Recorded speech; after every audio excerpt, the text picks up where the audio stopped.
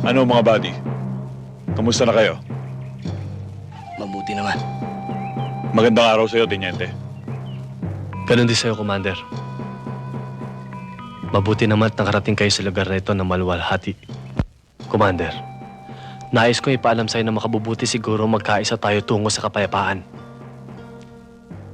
Ayaw din namin na labanang ito. Labag din sa kalooban namin na makitang kapwa Pilipino nagpapatayan. Katulad ninyo, naghahangad din kami ng kapayapaan. Pero kayo at ang mga Kristiyano ang dahilan ng kaguluhan dito sa Mindanao. Ang Mindanao ay para sa mga Muslim, at kayo, alam niyong lahat na marami ng dayuhan ang nagtangka na sakupin ang bayang ito, pero hindi sila nagtagumpay. Ngayon, nakalulungkot na isipin, kapwa Pilipino pa nagiging kalaban namin mga Muslim. Bakit? Dahil kinakamkam ninyong mga Kristiyano ang lupaing ito. At yan ang aming ipinaglalaban. Ang maibalik ang bawat lupang kinamkam ng mga Kristiyano sa mga Muslim. Kayo, ikaw, Teniente, ano ang inyong pinaglalaban? Wala kayong dahilan para tugisin kami para mga hayop sa aming mga sariling lupa. Wala kayong dahilan para patayin kami. Samantalang kami, ano? Nasa amin ang lahat ng dahilan para pagpapatayin kayo. Mga sundalo kami. At meron kami mga utos na sinusunod. May plano ang gobyerno para sa kaunlad ng Mindanao. Para sa kaunlaran ng bawat Pilipino. Oo, may plano ang gobyerno, pero hindi para sa lahat. Hindi para sa aming mga Muslim, kundi para sa iilan lamang mayayamang politikong gusto maghari dito sa buong Mindanao. Mga politikong sakim.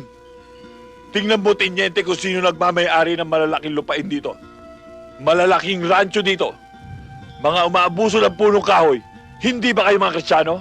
At ang kapatagan, pinamumugaran ng mga Kristiyano. At kami mga Muslim, nasa kabundukan. Ultimong kaning isusubo na lang namin ay inaagaw pa ng gutom at hayok ng mga Kristiyanong politiko. Buddy, hindi ito personal na labanan ng mga Kristiyano at mga Muslim. Ito'y labanan ng mga prinsipyo. At kayong mga sundalo, hanggat nagpapagamit kayo sa nakatataas sa inyo, sa mga taong may katungkulan sa politika, marami pang walang malay at walang kinalaman ng malalagas.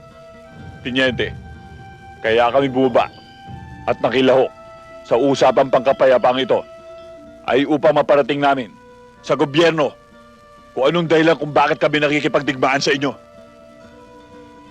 Makakaasa ka, Commander. Magandang araw sa'yo, Teniente.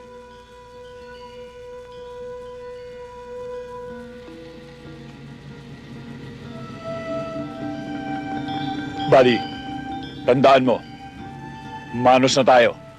Sinagip mo ang buhay ng pamangkin ko, tinabla ko ang buhay mo.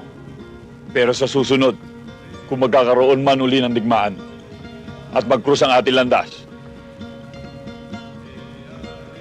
magkalaban pa rin tayo.